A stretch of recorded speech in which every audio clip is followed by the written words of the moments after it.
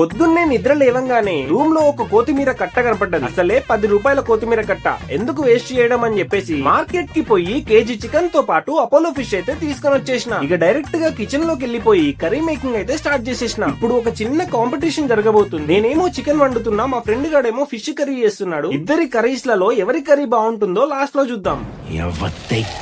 Chicken లో గసగసాలు అన్ని గట్టిగా వేసి కసగసా పిసికేసి మ్యారినేషన్ చేసి పక్కకు పెట్టేసిన. ఈ గ్యాప్ లో మా ఫ్రెండ్ గాడు ఫిష్ ఫ్రై తో పాటు పులుసు కూడా పెట్టేసిండు. ఏ మాటకా మాట భయ్యా, పులుసు అయితే కుతకుతలాడుతుంది.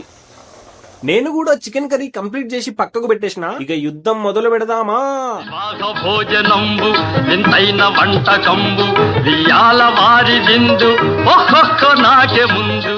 ఒక పండు నిమ్మకాయ నిండుగా పిండేసి యుద్ధం స్టార్ట్ చేసిన. చికెన్ కర్రీ అయితే బానే ఉంది, కానీ మా ఫ్రెండ్ గాడి చేసిన ఫిష్ కర్రీ అయితే అదిరిపోయింది.